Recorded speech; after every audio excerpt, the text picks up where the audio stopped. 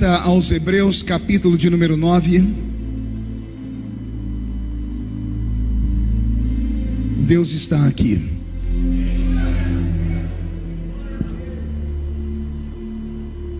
Carta aos Hebreus, capítulo de número 9. Quem encontrou, diga amém. Quem não encontrou, peça socorro. Ninguém pede socorro, mas não para de mexer na Bíblia, né? O orgulhoso. Carta aos Hebreus, capítulo de número 9. Está escrito assim: Ora, também o primeiro tinha ordenanças de culto divino e um santuário terrestre, porque um tabernáculo estava preparado, o primeiro, em que havia o candeeiro e a mesa e os pães da proposição, ao que se chama o santuário. Mas depois, o segundo véu, estava o tabernáculo que se chama o Santo dos Santos, que tinha o incensário de ouro, a arca do concerto coberta de ouro toda em redor, em que estava um vaso de ouro que continha o maná, a vara de Arão que tinha florescido e as tábuas do concerto. E sobre a arca os querubins da glória, que faziam sombra no propiciatório, das quais coisas não falaremos agora particularmente. Ora, estando essas coisas assim preparadas, a todo o tempo entravam os sacerdotes no primeiro tabernáculo, cumprindo os serviços. Mas no segundo, só o sumo sacerdote, uma vez no ano, não sem sangue, que ele oferecia por si e pela culpa do povo, dando nisso a entender o Espírito Santo que ainda o caminho do santuário não estava descoberto, enquanto se conservava em pé o primeiro tabernáculo, que é uma alegoria para o tempo presente, em que se oferecem os sacrifícios, quanto à consciência não podem aperfeiçoar aquele que fez o serviço, consistindo somente em manjares e bebidas e várias abluções e justificações da carne, impostas até ao tempo da correção. E toda a igreja diz amém. Feche a Bíblia, coloque no banco, na cadeira, e pegue na mão da pessoa mais perfumada do seu lado. Aproveita que ainda dá tempo, porque o holocausto que está lá fora já entrou aqui dentro, né? Eu vim pelo cheiro, tinha um holocausto lá fora, né? Aperte a mão da pessoa com carinho até ela falar aleluia. Pentecostal que não faz barulho está com defeito de fabricação, não é? Vamos orar? Senhor, nós te glorificamos, nós te entendemos e acreditamos que a sua presença está entre nós. Nós entendemos que o seu desejo nesta noite é arrebatar esta igreja ao céu. E como ser humano que tem fome de ti, eu lhe faço um pedido: se não der para levar esta igreja ao céu, traz o céu aqui para baixo nesta noite. Mas que nenhum dos seus filhos saia daqui vazio, porque aqueles que entraram tristes começaram a saltar de alegria. Os que vieram se arrastando não voltam se arrastando para casa. Hoje voltarão voando nas asas de um novo tempo.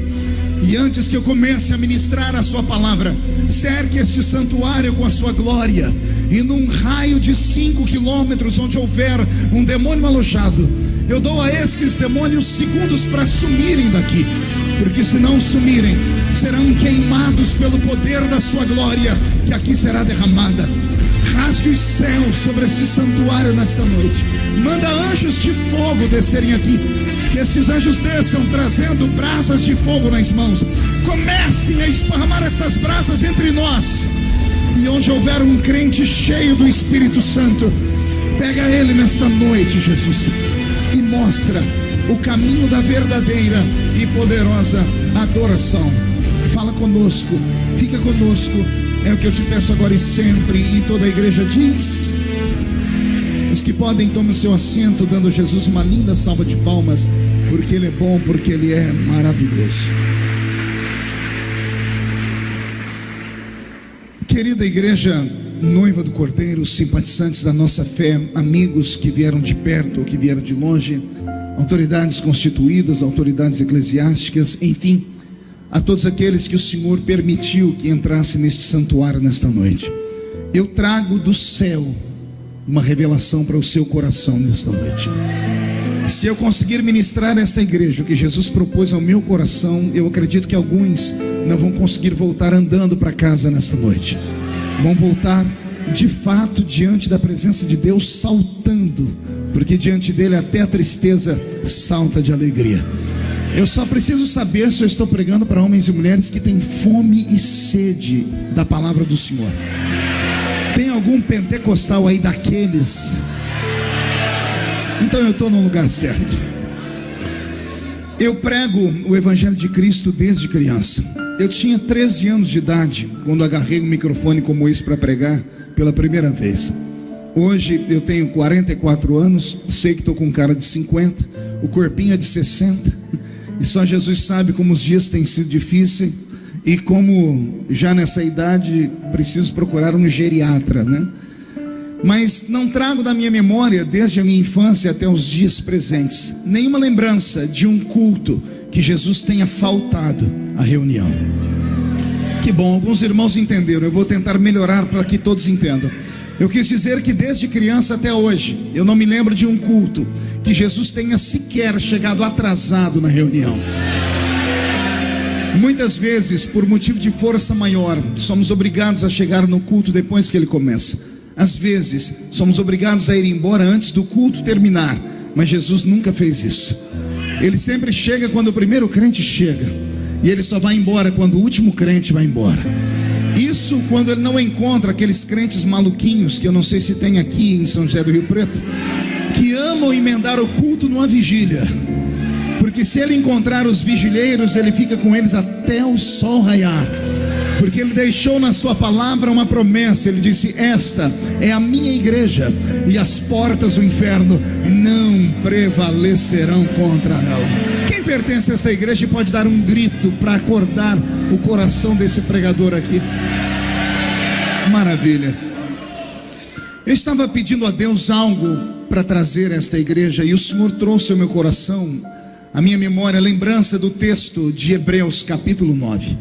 A carta aos Hebreus é uma das cartas mais poderosas do Novo Testamento, e quiçá de toda a Bíblia Sagrada, porque é uma carta que envolve mistérios, segredos. Quando o Senhor Deus mostra a Israel que o Messias, ele é messiânico de verdade. Quando o Senhor começa a contar ao mundo a sua aliança com o povo hebreu, e porque ele se apaixonou por aqueles descendentes de Abraão, que vieram lá da terra de Ur dos caldeus, para conquistar os corações de todos os homens e mulheres da humanidade. Acreditem, senhoras e senhores, que em Abraão está firmado hoje, em plenos dias atuais, as 3 maiores religiões do mundo. Tanto o judaísmo quanto o cristianismo e o islamismo têm Abraão por pai da fé. Então não foi à toa quando o Senhor disse a Abraão: em ti serão benditas todas as famílias da terra. Ou seja, Deus, quando fala, ele sustenta a sua palavra, ele cumpre cada uma das suas palavras. E o Senhor, quando trouxe ao meu coração a carta aos Hebreus, ele me fez lembrar exatamente do capítulo 9.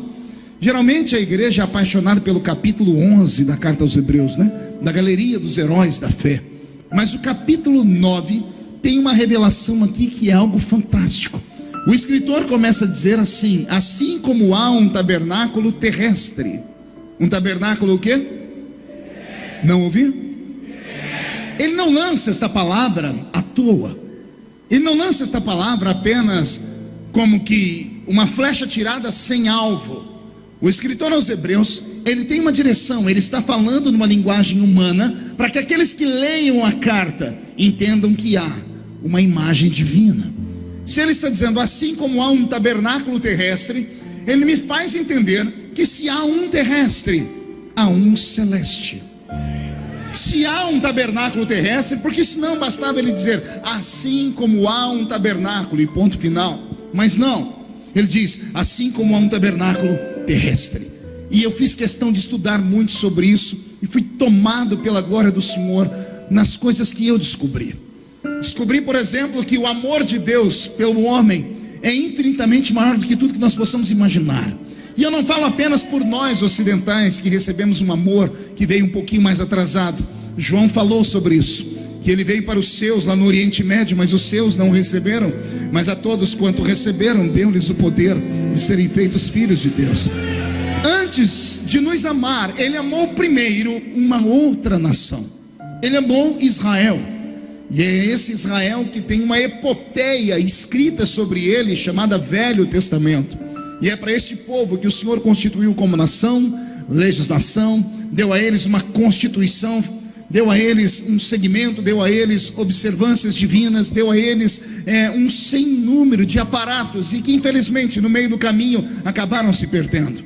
Todavia, quem conhece a Bíblia Sagrada sabe que do dia em que Deus arrancou Israel do Egito, o Senhor encontrou um grave problema.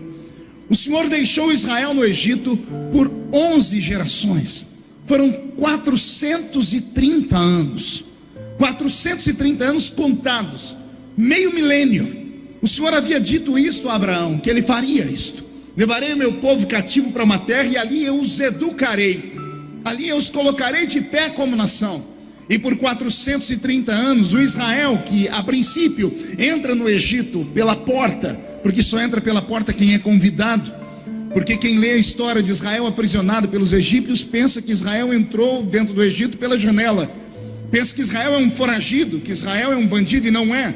Israel entrou dentro do Egito pelo convite de Faraó, quando ele tinha como ministro da fazenda José, e é José quem convida os seus pais para entrarem ali. Todos conhecem a história. Então Israel entra no Egito pela porta de entrada, e eles usufruem do melhor que a terra tem. O faraó, que está no tempo de José, dá a eles o melhor da terra, dá a eles o melhor espaço da terra, dá a eles o melhor daquilo que a terra pode produzir. Então Israel, quando entra no Egito, entra pela porta. O problema é que com o passar do tempo, as dinastias póstumas que nascem da linhagem dos egípcios ou dos faraós vão perdendo o elo de ligação, vão perdendo o carinho pela promessa feita pelo faraó, que agora já está morto. E os faraós que se levantam vão criando uma inimizade com o povo hebreu. E culmina com o que nós conhecemos na Bíblia Sagrada, com o levantar de um homem chamado Moisés. Quando Moisés é levantado, Israel está aprisionado há meio milênio. E foi o suficiente para em 430 anos Israel entender por dentro do coração que eles eram escravos. E alguém tinha que arrancar isso de dentro deles, porque eles não eram escravos, eles estavam escravos. Há uma diferença muito grande entre o verbo estar e o verbo ser. O verbo estar, ele é transitório e passageiro. O verbo ser é um verbo eterno. Uma coisa é você ser escravo, outra coisa é você estar escravo. O que é escravo nasce e morre escravo. O que está escravo pode ser libertado a qualquer momento. Só que 430 anos passando uma temporada no Egito, quando saem pela península do Sinai e começam a trocar as mãos pelos pés, nós vamos ver as inúmeras brigas, vamos ver as inúmeras vezes que o próprio Deus teve que se revelar a Moisés dizendo: eu não aguento mais esse povo. Você já deve ter lido isso e achado um pouco estranho. Deus dialogando com um homem, dizendo para ele: eu me arrependi de ter tirado esse povo. O Senhor por uma, duas, três vezes tentou barganhar com Moisés para que aquele povo, aquela geração que saía do Egito, fosse morta no meio da terra. Mas Moisés intercedeu pelo povo, e Deus então teve misericórdia e os reergueu à terra. Mas no meio destas idas e vindas, no meio deste Israel que tem saudades do Egito, que sente saudade do pepino, do alho bravo, que sente saudade das águas barrentas do rio Nilo, e que todas as vezes que vão reclamar com Moisés, só reclamam assim: pelo menos no Egito tinha uma cova para a gente ser enterrado. Olha o que é o pensamento de um escravo. O pensamento de um escravo, ele só pensa em comer aquilo que o escravo come: pepino, cebola e alho bravo.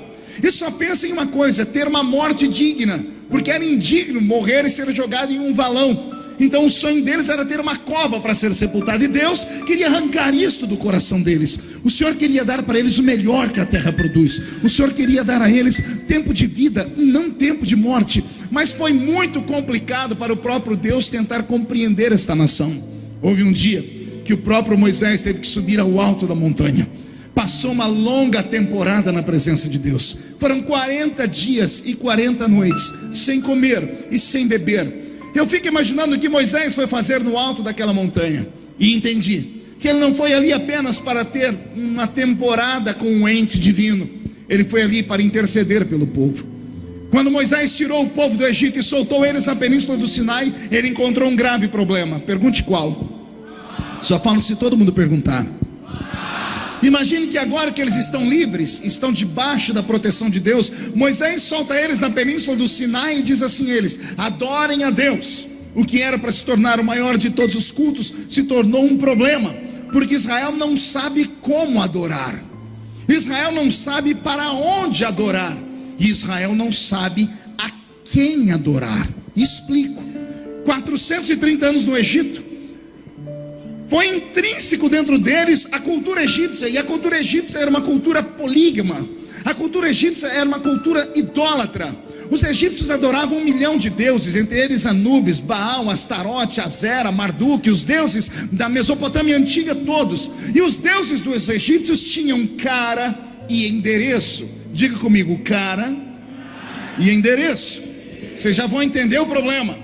Como os deuses do Egito tinham endereço e tinham aparência, quando os senhores egípcios iam adorar os seus deuses nos dias dos solstícios, nos dias da poderosa Ísis, nos dias de Anubis, o deus cachorro, quando eles iam adorar os deuses daquele paganismo antigo, os deuses deles tinham aparência e tinham moradia fixa.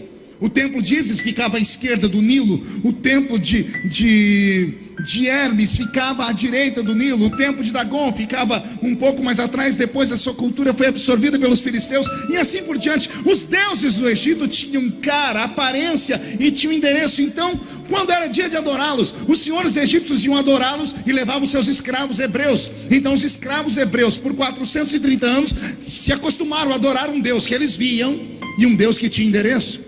Agora vem Moisés e liberta eles. A libertação era para ser uma bênção. Moisés solta eles na península do Sinai e diz: agora vocês não vão adorar mais Baal, nem Astarote, nem Azera, nem Marduk. Adorem a Yahvé. Era para todo mundo fazer um culto daqueles. Mas o povo se entreolhava e não sabiam como adorar. Não sabiam se Deus estava para frente, se Deus estava para trás. Não sabiam se olhavam para cima ou se olhavam para a terra. Não sabiam se adoravam um pedaço de madeira, se adoravam um pedaço de pedra, se adoravam uma árvore.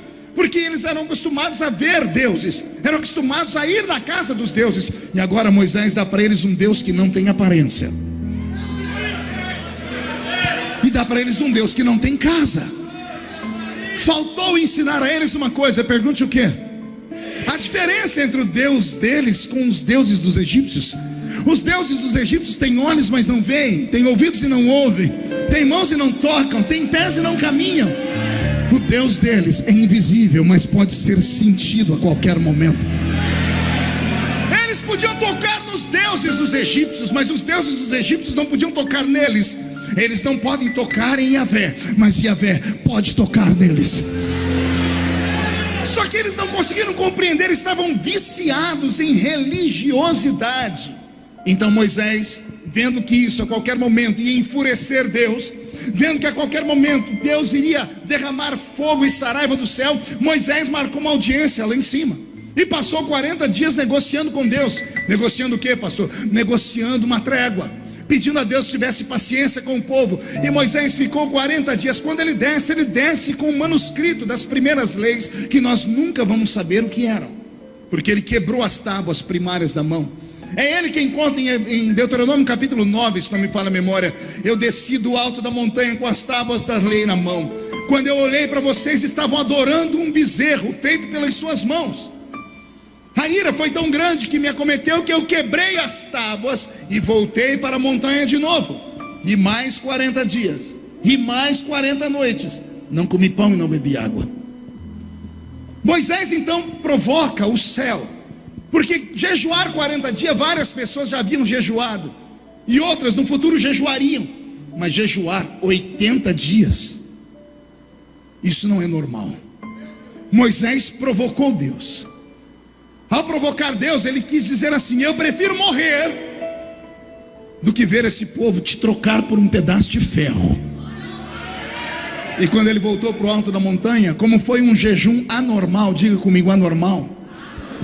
Se tiver aqui algum agente de saúde, você pode perguntar a eles. Nenhum ser humano consegue ficar quase 3 meses sem comer e sem beber. O corpo desidrata, os órgãos travam, a pessoa morre de inanição. Moisés passou 80 dias lá em cima e não morreu. E aqui vale uma pergunta, né? Como ele não morreu? Pergunte para a pessoa bonita do seu lado, diga: o que você acha?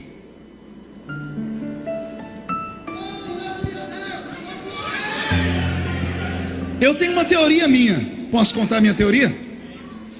A ciência moderna diz que o homem é o que o homem come. Dá para falar comigo? O homem é o que o homem... É só perguntar para essa pessoa bonita do seu lado aí, que está em forma, né? De um botijão de gás, ou de uma tábua de passar roupa, ou de um violãozinho. É só você perguntar qual é a dieta. As mulheres são maestrinas em dieta, né? Só perguntar para a irmã do seu lado, como é que a senhora faz para ter essa pele bonita com essa idade já? Ela vai te dizer, vitamina A, vitamina D para o cabelo, vitamina isso, vitamina aquilo. Porque o ser humano é o que o ser humano come. A pele está viçosa por quê? Porque a pessoa está comendo alimentos que fazem a pele ficar desse jeito, e assim sucessivamente. O homem moderno sabe que o ser humano é aquilo que o ser humano come. Então, se isso é verdade, eu acho que eu sei o que Moisés comeu. Moisés se alimentou de glória. Eu pensei que glória era só para ser sentida, mas glória é para alimentar também. Pastor, o senhor é louco? Louco não é só ler a Bíblia, porque a Bíblia diz que 80 dias depois, quando ele desce do alto da montanha com as novas tábuas, o rosto dele está... Não ouvi? Está resplandecendo como o sol. A pele dele estava tão bonita que ele começou a brilhar. O que foi que aconteceu com ele, pastor? O homem é aquilo que o homem come. Alguma vitamina lá em cima que um dia vai fazer parte do seu organismo também. Eu sei que nesse período, nesse ínterim de 80 dias sem comer e sem beber, o corpo humano não suportando, o Senhor arrebata o espírito de Moisés e faz com ele um pacto de amor. O Senhor diz a ele: você está intercedendo, você não quer que eu destrua esse povo, mesmo eles adorando aquele bezerro. E eu imagino Moisés dizendo: Senhor, esse povo não consegue te adorar porque eles não te veem. O Senhor não tem endereço fixo. Eles estão acostumados ao culto racional, ao culto normal. O Senhor quer que eles entrem em uma esfera completamente sobre-humana, e eles não estão preparados para isso. Então tem que ser gradativo. Eu preciso dar a eles alguma maneira eficaz deles te adorarem. Então Deus deu a ele um presente. Pergunte o quê? Uma viagem ao céu. Como é que você acha que ele escreveu Gênesis? Como é que você acha que ele escreveu sobre a criação do mundo? Ele estava em um ambiente que não é o nosso. Abriu na frente dele um telão como este, ou maior ainda, e ele viu a criação acontecer. Tudo que está nos primeiros 5 livros da Bíblia saíram da mão de Moisés. Foi ele quem escreveu. Inclusive, ele escreveu sobre a sua própria morte. No capítulo 34 de Deuteronômio, ele conta como foi que ele morreu. O Senhor revelou tudo a ele. Por isso, até hoje, os hebreus, os judeus, dizem que não há profeta como Moisés. E talvez por isso o Senhor tenha escondido o corpo dele lá. Isso é uma pregação para um outro dia. Mas vamos voltar aqui. Moisés está lá no céu, ele está conversando com Deus. Senhor, só tem uma maneira desse povo te adorar. E qual é, Moisés? Facilita para eles. E eu facilito como? Senhor, o povo precisa de um endereço. O senhor tem casa? Tenho, Moisés. Vem conhecer a minha casa. Assim como há um tabernáculo terrestre, o Senhor levou Moisés ao céu para ver o tabernáculo celeste. Vamos entrar aqui. O que é o tabernáculo terrestre? Ele é um reflexo do tabernáculo do céu. De onde é que você acha que Moisés tirou aquelas ideias de fazer um ambiente que tinha 4 separações? Quando eu era menino na escola dominical da Assembleia de Deus, meu professor insistiu comigo, dizendo que o tabernáculo tinha só 3 separações: o átrio, o lugar santo e o santo dos santos. Mas uma ida a Israel, descobri que não havia somente 3 lugares, havia um 4, que era o alpendre, a ala de entrada. E mesmo na ala de entrada, não era qualquer um que podia pisar. Nós vamos aprender isso daqui para frente. Então, quando Deus fala com Moisés: Moisés, eu vou ajudar este povo a me adorar. Não vou me revelar a eles, mas eu vou dar um endereço para eles me adorarem. O que você está vendo aqui em cima, você vai fazer lá embaixo. Então, Moisés, não se apavore. Você vai fazer um céu na terra. Isso aqui é forte, é só para quem é espiritual. É só para aqueles crentes de Corinto, capítulo 2, versículo 9. Aquilo que os olhos não viram, os ouvidos não ouviram, e não subiu ao coração do homem, é o que Deus tem reservado para aqueles que o amam. Quando Moisés desce do céu, ele desce com a indumentária sagrada na alma. Ele desce com algumas missões. A primeira missão é punir os idólatras. E aqui já fazia parte do futuro culto que iria acontecer. Israel tinha 12 tribos. Quantas tribos? Você se lembra da proposta de Moisés, quando ele desceu do alto da montanha e viram eles adorando o bezerro? Ele disse: morte aos idólatras. E quando ele decreta morte aos idólatras, houve uma convulsão em Israel, porque as tribos começaram a dizer: como é que um irmão pode matar o outro? Como ninguém queria matar os idólatras, diz a Bíblia que somente uma tribo se levantou. E o dia que eu li sobre essa tribo, eu dei risadas que eu cheguei a ir para o banheiro. Porque no meio de todas as tribos tem uma tribo que é uma tribo que eu tinha que chamar outro nome. O nome dela tinha que ser Tribulação. É a tribo dos levitas. Pergunte por quê. Pense numa tribo de um povo que não gostava de trabalhar, não gostava de pegar no pesado. Eles não faziam barcos, não cortavam madeira, não gostavam de plantar. A tribo de Levi só sabia fazer duas coisas. Pergunte o quê? Só falo se todo mundo perguntar. Cantar e dançar. Pense num povo que cantava e dançava. E alguém pode chamá-los de vagabundos, e eu, se eu fosse você, não faria isso. Pergunte por quê. Pense numa missão divina. Era pegar quase 3 milhões de pessoas. 600 mil almas de guerra saíram do Egito. 600 mil almas que tinham exatamente 30 anos de idade. Quando a Bíblia diz que saíram do Egito 600 mil almas de guerra, está falando de homens emancipados, homens que tinham 30 anos de idade. 600 mil homens com 30 anos, fora mulheres, crianças, homens que estavam acima da cidade, velhos e outros mais. 3 milhões de pessoas saíram do Egito, estão na península do Sinai, 40 anos andando em círculos. Não tem uma árvore naquele ambiente, não tem um rio de água doce naquele ambiente, não tem nada no meio daquele lugar. É automático entrar em depressão quando se vai ao deserto. Eu caminhei pelo deserto uma vez, e eu entrei em depressão profunda depois de 6 horas, olhando para a terra, montanha e mais nada. O ar é rarefeito, você fica louco. Imagine 40 anos naquele lugar. Só tem uma coisa que expulsa a depressão: alegria. E só tem um povo que sabe alegria plena, é aquele que sabe cantar e dançar. Então os levitas, no meio do caminho, por 40 anos, instigavam Israel, animavam Israel. Ora, uma das maiores compositoras de Israel foi Miriam. E Miriam era irmã de Moisés. Miriam, Moisés e Arão vêm da tribo de Levi. É Miriam que vai ensinar um dos cânticos mais lindos a Israel, quando eles atravessam o Mar Vermelho, quando ela grita assim: ei Israel, só o Senhor é Deus. Então a tribo dos levitas, que nunca fizeram nada a não ser cantar e dançar, apavoraram Israel. Eles pegaram a espada e disseram: vamos matar os idólatras. Quando perguntaram para eles como é que eles tinham coragem de matar os seus irmãos, eles responderam: irmãos nossos não adoram bezerro, irmãos nossos adoram Deus que fez os céus e a terra. Quando Moisés dá esta ordem, ele já encontra ali o prenúncio do povo que iria servir a Deus a qualquer custo, e que fariam por Deus qualquer coisa. Depois que Israel começa então a se emancipar, após este tormento do bezerro, Moisés escolhe 2 homens dentro de Israel. E esses 2 homens foi dada uma unção linda sobre a mente deles. Um deles era Aholiabe. Esses 2 homens, que escolhidos por Deus, receberam uma unção na mente. Eles ouviam as palavras de Moisés, e as palavras viraram imagem. E tudo que eles escutavam se tornava imagem na mente deles. E Moisés ia dizendo assim para eles: eu vi isso aqui lá em cima, eu vi isso. E eles começavam a traçar papéis, eram como se fossem arquitetos, e começaram a desenhar então os utensílios sagrados que iriam um dia fazer parte do tabernáculo divino. Então, enquanto Moisés está dando ordens a esses arquitetos para que desenhem essas plantas, quando as plantas estão prontas, começa-se então a construção do grande tabernáculo. Quando lemos a Bíblia Sagrada, com a dificuldade que temos em lidar com o tempo, pensamos que é de uma página para outra, e um dia para o outro foram anos a fio. Anos para que aquele tabernáculo fosse construído. E se você for curioso, vá lá ler quais foram os utensílios usados na construção do tabernáculo. Você vai ficar maluco, porque até pele de golfinho foi usada para construir o tabernáculo.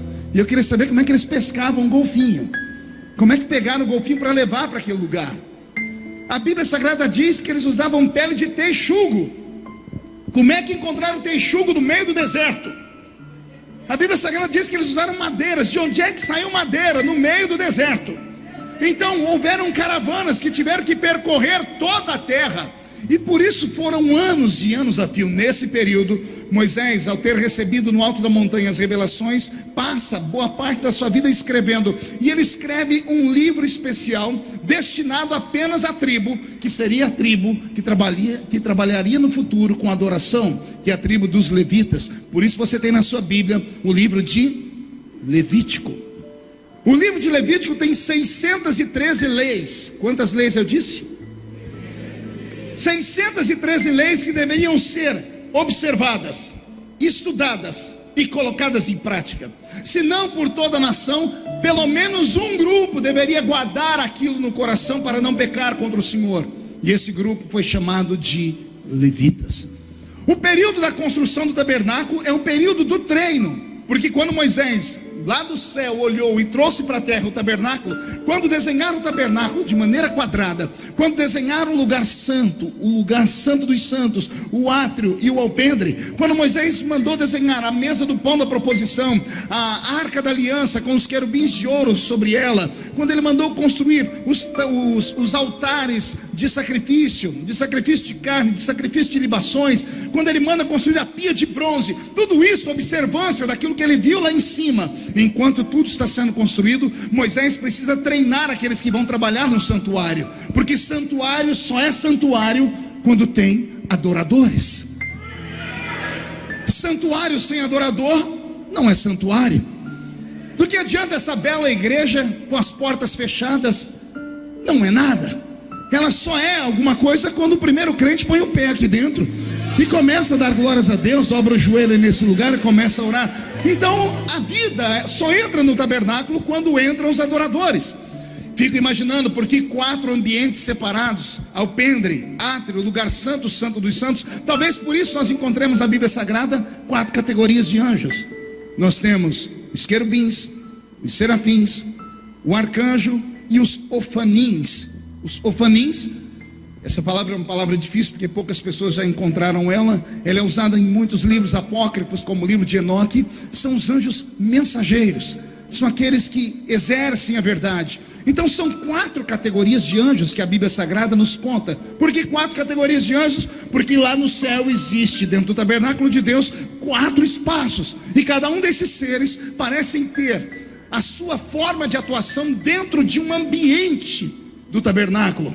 Posto isso no céu, Moisés trazer a construção do tabernáculo não foi tão difícil. Difícil é encontrar os adoradores, e esses adoradores têm que vir da tribo de Levi. E a tribo de Levi foi feito por Deus um pacto com eles, por causa que eles perseguiram e mataram os idólatras. Então Moisés vai treiná-los. Ele vai fazer o que com eles? Quando ele senta com a tribo dos levitas e começa a ler as 613 leis, o povo começa a perguntar para ele: é obrigação da gente? A gente é obrigado a fazer isso? E o Senhor não quer que ninguém nos sirva por obrigação. Então Moisés começa a dizer: não, só por serem levitas vocês já são especiais. No futuro nós vamos ver a Josué repartindo a terra para o povo, e depois que cada um da tribo fica com um cantinho da terra, os levitas ficam sem terra nenhuma. E quando todos vão debochar deles, Josué saca uma outra carta, um outro testamento, e diz: aos levitas a herança é diferente. Moisés mandou dizer que a herança de vocês é o próprio Deus, porque vocês foram separados para trabalhar no santuário. Mas haja santuário para milhares de levitas trabalharem.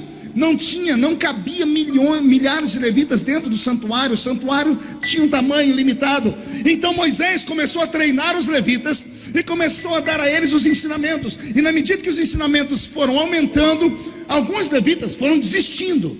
Permaneciam levitas, permaneciam especiais, mas para entrarem dentro do santuário, para escalarem cada um dos ambientes daquele lugar, eles tinham que fazer uma grande renúncia e tinham que fazer um grande sacrifício. E aqui eu começo a minha pregação.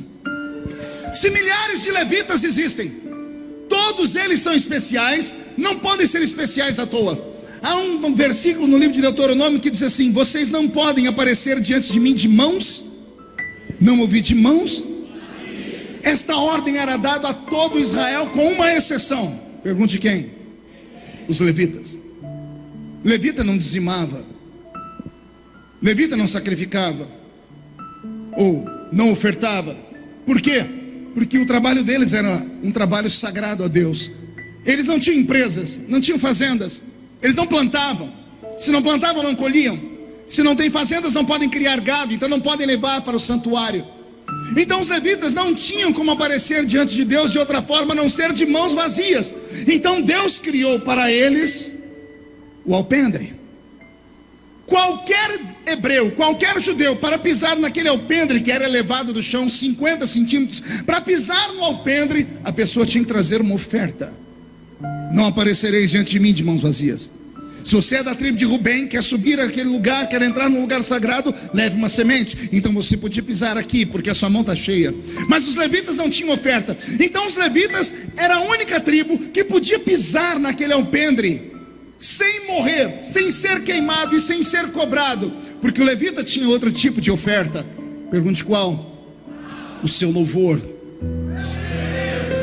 o seu cântico, o seu temor, o seu instrumento. Então quando eles iam entrando, e quando cada um trazia um dinheiro, uma vaca, um pombinho, um passarinho, os levitas entravam com seus instrumentos cantando e dançando. Nenhum deles era punido, porque o levita podia pisar no alpendre. Qualquer levita podia pisar no alpendre. Diga comigo, qualquer levita podia pisar no alpendre. Agora respire fundo. Para entrar no átrio, aí não bastava ser levita. Aí tinha que ser um grupo de levitas que tinham aptidão para ficar aos pés de Moisés, aprendendo as 613 leis, dia após dia. O ensinamento começava, o menino levita, até hoje é dado isso a Israel, aos meninos que vêm de linhagem rabínica. Aos 5 anos de idade, o menino é segregado no meio da família, e ele é separado da comunidade. O rosto dele é fincado no meio dos rolos sagrados, e a figura que ele tem de exemplo é o pai, o tio ou o avô, sempre uma figura masculina. O menino hebreu, que tem vocação divina para isso, que aos 5 anos de idade começa a aprender a ler e escrever, e aprende as histórias dos deuses de Israel, quando olha pela janela e pergunta para o pai: por que eu não posso brincar como as demais crianças? O pai dele diz: porque nas suas veias corre o sangue de profetas. Ensina a criança no caminho que deve andar, quando ela crescer não se desviará dele. Esta era uma lei para os levitas. Então o menino levita, escolhido pelo pai, era colocado aos pés de Moisés, e Moisés começava a trabalhar com essas criaturas, ensinando a eles a palavra, preparando eles nas leis. Enquanto isso, o tabernáculo era construído. O menino que começava estudando aos 5, ele ia até os 18. Até quanto? Porque dos 18 anos de idade ele passaria por uma prova oral. Nessa prova oral ele era obrigado a recitar as 613 leis de cor. Então, no meio de milhões, só um grupo conseguia ter esta memória prodigiosa, porque gastaram tempo, porque dedicaram tempo, porque deixaram a sua vida normal de lado, porque trocaram os prazeres da vida para estudarem as leis do Senhor. Então, todo levita que nascia levita podia pisar no alpendre, mas para subir no átrio, somente levitas que dedicavam pelo menos 13 anos da sua vida lendo o rolo sagrado.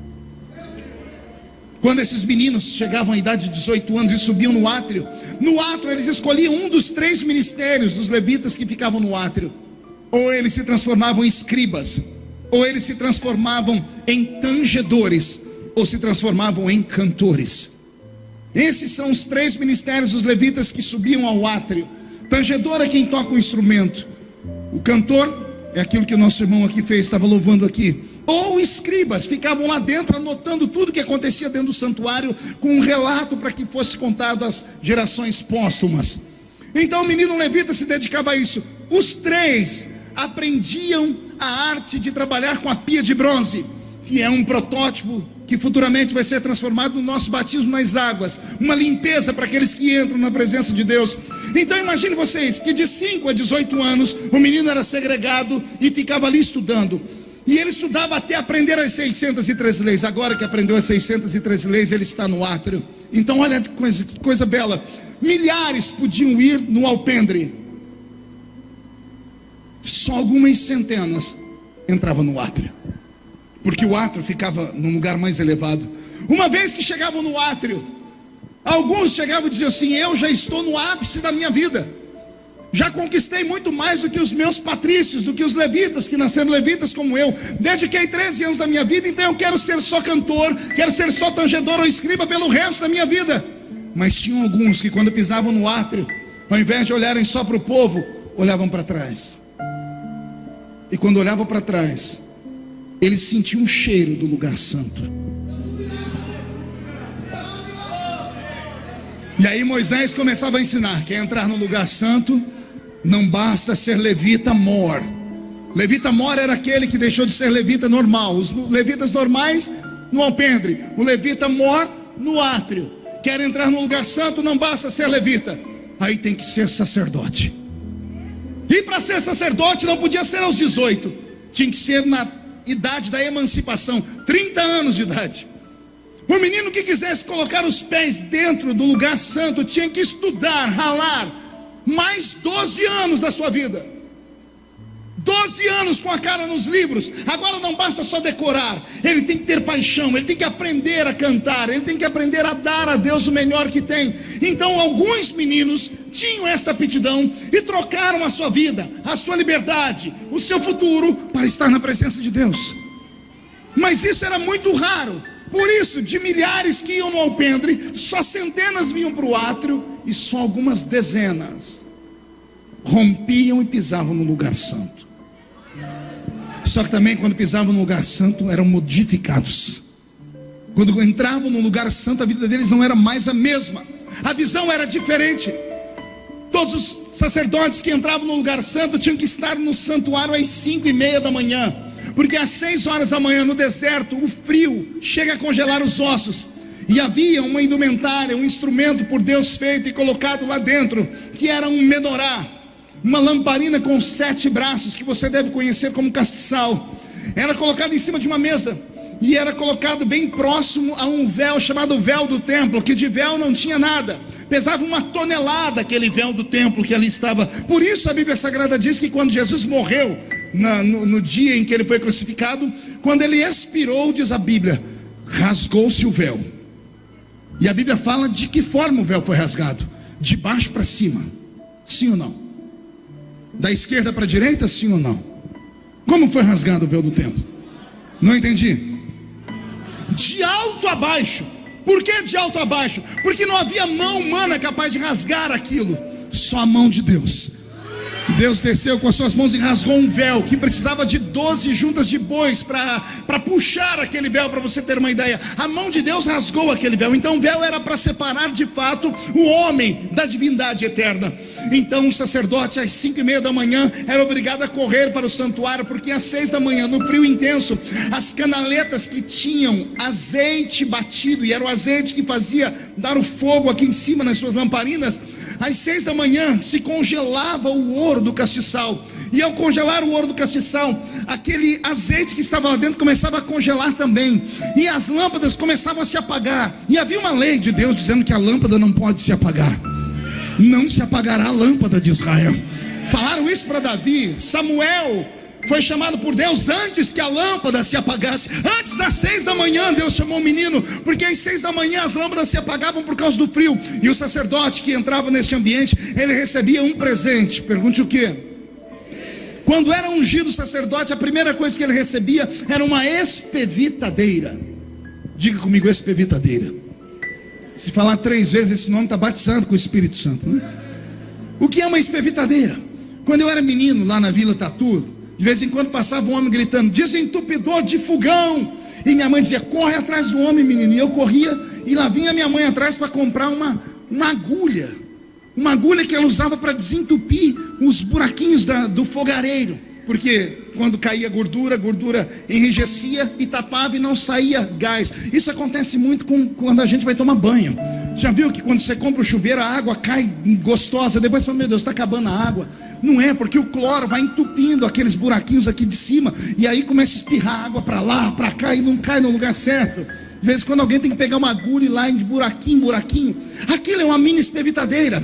Desentupir fogão, se desentupir como uma espevitadeira. O sacerdote tinha uma grande, que ele usava na cintura. Às 6 da manhã, quando estava para enrijecer tudo, as lâmpadas estavam se apagando, ele chegava perto daquelas lâmpadas e viu a que estava acesa. E a do lado que estava acesa, ele tirava a sua espevitadeira, vincava aqui dentro, e quando ele puxava de uma vez, o azeite que estava enrijecendo abria, e o azeite que estava lá no fundo líquido subia e espirrava. Quando ele espirrava daqui, o fogo que estava aqui pegava no de cá. E ele ia fazendo isso até acender as 7 lâmpadas. E então ele gritava: não se apagará a lâmpada de Israel. Eu quero profetizar, posso? O sonho de Deus essa noite é que não saiam daqui apenas homens e mulheres que observam o culto. O Senhor quer que saiam daqui hoje sacerdotes, sacerdotisas. E a primeira coisa que Deus quer te dar para você entrar no lugar santo é uma espevitadeira. Pergunte para quê? Está na hora da gente começar a desentupir essas lamparinas que estão no nosso meio. Está na hora de você desentupir pelo menos essa criatura que está do seu lado. Eu estou aqui pregando e a gente observa tudo, né? Muitos que estão aqui, melhor, todos os que estão aqui conseguiram entrar na igreja, mas nem todo mundo ainda entrou no culto. Pastor, explica. Entrar na igreja é fácil, até cachorro entra, basta a porta estar aberta. Jogar o corpo nessa cadeira, cruzar os braços, ficar mascando essa desgraça desse chiclete é fácil. Ficar me olhando aqui, eu não vou nem olhar para ali, porque eu vi 2 moças lixando a unha. Alguém, por gentileza, avise essas criaturas que aqui não é um salão de beleza. Isso aqui não é um teatro. Isso aqui é um lugar de treinamento, é um quartel-general. O Senhor te trouxe aqui para te dar armamento pesado.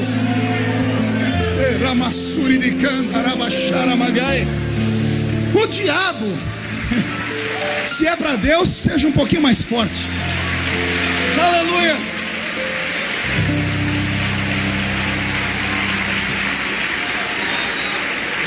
O diabo não se assusta com gravatinha bonita. O diabo não se assusta com carteira de pastor, com credencial de convenção. O diabo não se assusta com dinheiro, com carro importado, com alguém que é poliglota. Mas pense num cão que não suporta um canela de fogo. É Satanás.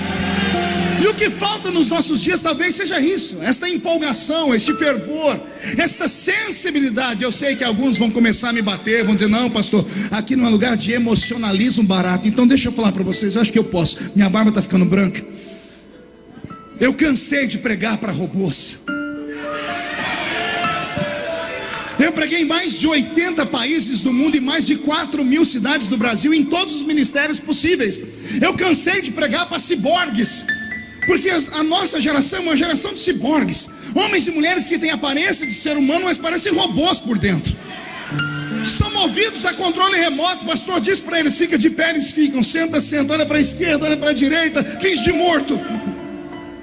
Eu cansei disso. Não, pastor, eu choro na igreja assim, eu choro na hora do louvor. Querida, você chora até escutando Zezé de Camargo e Luciano.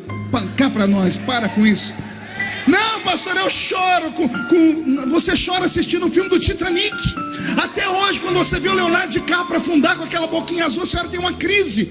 Não é esse tipo de choro que eu estou falando. É algo divino, é algo que faz o corpo arrepiar, é algo que tira a gente da normalidade. Ah, meu Deus, é vida. E nós estamos precisando de sacerdotes para isso. Tem gente que sentou no lugar errado nessa noite. Dá uma olhadinha de canto de olho para a pessoa da esquerda. É de canto de olho, bocó. Não é para olhar assim não. A pessoa desconfia. Se você sentou perto de um ser humano que não abre a boca nem para respirar, segura aí. A pessoa está do seu lado já tem umas 2 horas e fica me olhando com esse olho seco, parecendo olho de sapo que morreu no dia de enchente. Fica o culto inteiro com essa boca travada, essa boca de aço, essa língua de ferro, esse queixo de concreto. Fica parecendo uma estátua de museu. Com todo respeito, aqui não é seu lugar, pelo menos não essa noite. Esta noite eu quero sacerdotes. Esta noite eu quero sacerdotes. Eu quero homens e mulheres que querem ir no lugar santo e querem tocar aquilo que é santo.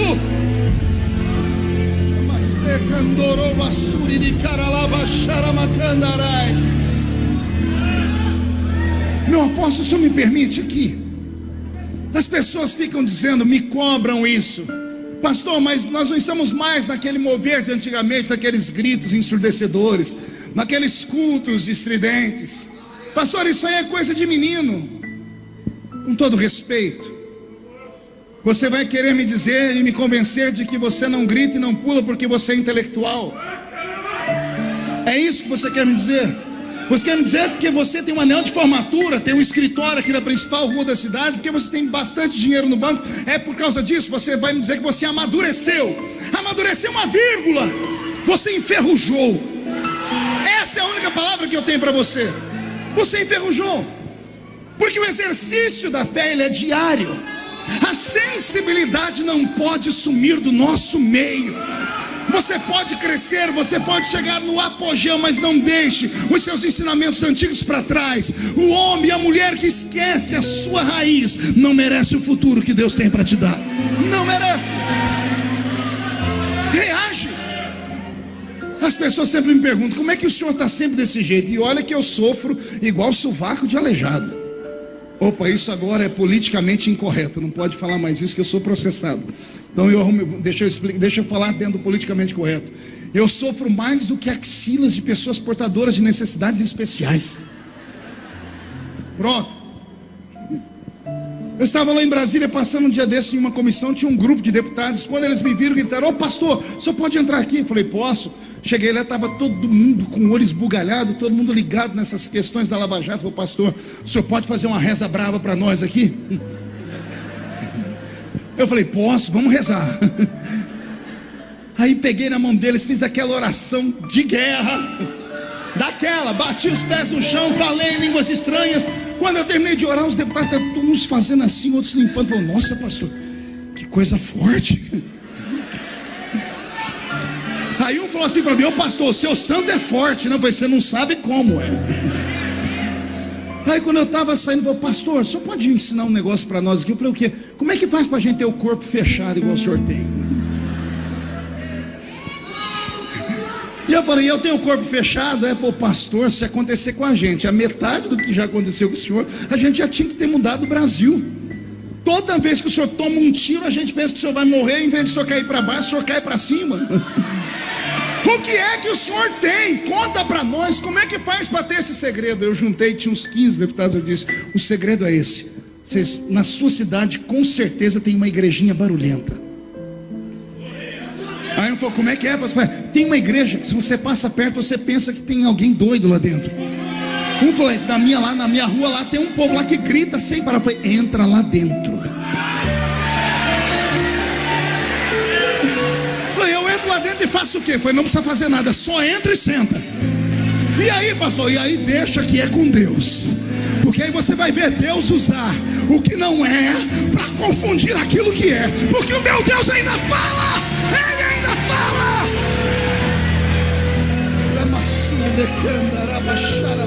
Não deixa o fogo se apagar.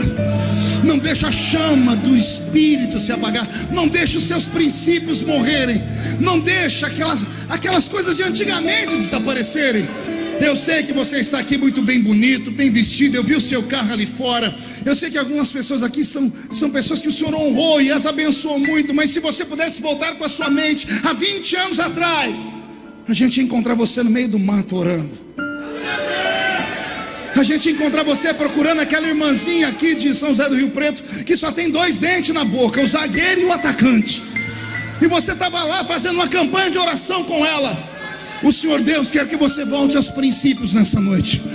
Eu sou assembleiano e eu tenho dito aos meus amigos que sempre que me perguntam os segredos das minhas vitórias, eu digo, eu venho de uma época que delegacia de crentes tinha outro nome. Não era 5º DP nem 6º DP. Delegacia de crentes se chamava Círculo de Oração. Quando a gente queria fazer alguma denúncia, não era para o delegado, não era para o advogado. A gente ia lá naquelas mulheres que não tinham joelho, era uma casca, e dava para ela um bilhetinho, ora por essa causa.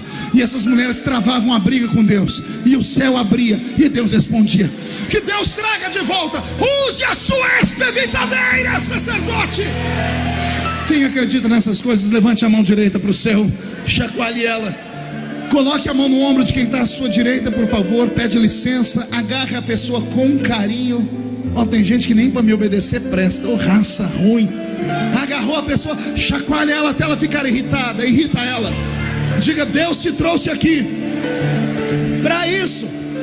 Sacode a pessoa, sacode. Diga: foi para isso. Diga: Deus te trouxe aqui para sacudir a sua fé, para sacudir o seu ministério, para sacudir a sua família, para sacudir a sua história. O Senhor te trouxe aqui para sacudir a sua existência.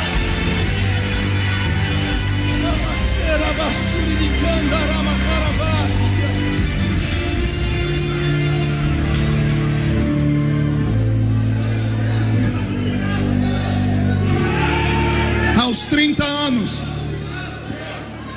alguns levitas conseguiam a proeza de serem sacerdotes, e agora estão no lugar santo. Estão aonde? Um coral. Estão aonde? Só falta um lugar.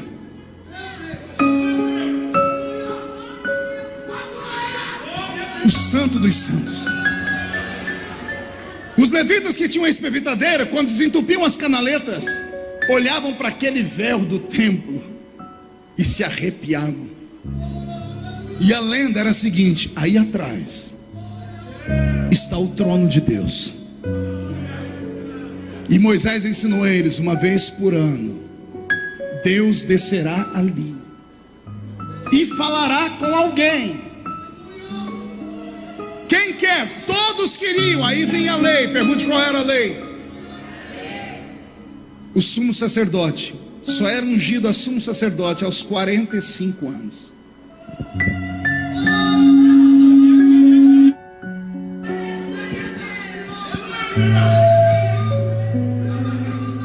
O homem tinha que dedicar mais 15 anos da sua vida para entrar dentro do Santo dos Santos. Vamos voltar no passado? Qualquer levita pisa no alpendre. Só pisa no átrio levita que tem 18 anos e passou a vida estudando e recita 613 leis. Só entra no lugar santo o levita que estudou mais 12 anos e fez 30 anos sem sair da presença de Deus. Só entra no Santo dos Santos o levita que passou 15 anos servindo no lugar santo. E o ministério do sumo sacerdote era curto, eram apenas 5 anos. Aos 50 anos ele era jubilado. E não era jubilado porque estava velho, é porque acontecia um fenômeno dentro do lugar santo dos santos, que daqui a pouco eu vou explicar para vocês, que dava a ele a impossibilidade de ser um sumo sacerdote com mais de 50 anos. Uma vez que o homem atingia a idade de 45 anos e entrava na presença de Deus, mesmo sendo carregado de experiência, de bondade, de dedicação, ele tinha que se proteger demais a conta. Alguém lembra da indumentária do sumo sacerdote? O levita e o sacerdote usavam uma estola sacerdotal branca, usavam um quipá na cabeça, ou uma meia mitra. Mas o sumo sacerdote, uma vez por ano, quando ele atravessava o véu do templo e entrava naquele cubículo onde estava a arca da aliança, ele não podia entrar com um corpo normal. Aliás, ele tinha que passar por uma bateria de exames. O livro de Levítico diz que o sumo sacerdote não podia ter defeito nem no nariz, nem na orelha, nem nas pernas, nos braços. Não se escandalize, nem na bolsa escrotal. Tinha que ser perfeito. Não bastasse ser perfeito, ele tinha que se proteger. Estola sacerdotal branca por baixo, uma roupa colorida por cima, um manto que ele colocava por cima do seu corpo, que tinha nos pés romãs e campainhas que, conforme ele caminhava, iam batendo umas nas outras, fazendo barulho, e um peitoril por cima, uma espécie de colete com 12 pedras preciosas aqui, 2 ombreiras com 6 pedras aqui e 6 pedras aqui. Nesse dia não era o quipá no cocoruto da cabeça, era uma mitra de verdade. A mitra era como um turbante, e esse turbante descia pela orelha, tapava todo o pescoço. O homem aos 45 anos de idade não podia passar a navalha na sua barba. A barba dele tinha que estar idêntica ao do meu pastor aqui. E tudo isso era uma proteção. A única coisa que ficava para fora da vida do sacerdote eram os olhos, porque a mitra descia até os supercílios. Quando ele ia entrar naquele lugar, até que ele passava pelo átrio, o lugar santo, tudo bem, mas um lugar santo ele recebia uma luva. Pergunte: que luva? Sangue. Ele colocava as mãos em uma bacia, e esse sangue não agia apenas como sacrifício lá dentro, era uma proteção para a pele dele. Já já você vai entender o porquê. Agora que ele está pronto para entrar atrás do véu do templo, amarrava uma corda na cintura dele. Quando eu era criança, me ensinaram que essa corda era para que, caso ele morresse lá dentro, alguém o puxasse. Vasculhei a história dos hebreus. Nunca na história de Israel um sumo sacerdote morreu no Santo dos Santos, porque ninguém era trouxa de entrar lá dentro em pecado. Aquela corda era para outra coisa. Pergunte: para quê? Se segurei. Amarravam a corda na cintura do homem, ele está com as mãos levantadas com sangue. Sacerdotes vinham aqui no véu do templo, não podiam olhar lá para dentro, eles pegavam na beirada e puxavam sobre eles. O sumo sacerdote entrava com as mãos erguidas, amarrado pela corda. Conforme ele vai andando, barulho de campainhas e romãs vão sendo tocadas. Isso é para guiar os sacerdotes que estão no lugar santo. Ele caminhava até chegar perto da Arca da Aliança. E a Arca da Aliança não era só uma caixa de madeira pintada de ouro, não era só um porta-joias. A Arca da Aliança era o reflexo do trono de Deus no céu. Lá em cima Deus senta nas asas dos querubins de verdade. Como o tabernáculo é um reflexo do céu, Deus senta nas asas de querubins feitos de ouro, como aqueles ali. O sacerdote chegava de frente à arca. Quando ele chegava de frente à arca, ainda fazendo barulho porque ele está caminhando, ele pegava aquele sangue das mãos e aplicava nas 4 pontas da tampa da arca, na tampa chamada propiciatório. Quando ele faz isso, ele inclina a cabeça e dá 7 passos para trás. Conforme ele vai andando, as campainhas vão fazendo barulho e a corda está balançando na mão dos sacerdotes que estão no lugar santo. Quando faz-se silêncio por alguns minutos, os sacerdotes que estão no lugar santo entendem que já é hora do milagre acontecer. Então todos se ajoelham. Os levitas que estão no átrio veem os sacerdotes do lugar santo se ajoelhar, se ajoelham também. Os levitas que estão no alpendre veem os levitas do átrio se ajoelharem, se ajoelham também. Como é uma festa nacional, 5 milhões de hebreus que vão estar nas ruas no futuro vão se ajoelhar também. Todo Israel está ajoelhado, só tem um homem de pé. Só há um homem de pé: o sumo sacerdote. Talvez por isso você vai entender porque é que Deus diz assim em Ezequiel no capítulo 2: põe-te em pé. Porque quando ele está de pé, ele olha e ele vê o trono de Deus chegando do céu. Deus só pode se revelar para um homem que está de pé na presença dele. Agora que ele está em silêncio, vou deixar os contos contarem. A nuvem da glória de Deus, a Shekinah, o filtro da glória de Deus. A nuvem, a Shekinah, não era só uma carruagem divina, ela era um filtro. Ela filtrava a glória de Deus para que a terra não fosse queimada, derretida ou destruída. Essa nuvem parava em cima do lugar santo dos santos. Deus descia da nuvem, sentava nas asas dos querubins de ouro, virava o rosto por 4 vezes. Pergunte: para quê? Para sentir o cheiro do sangue.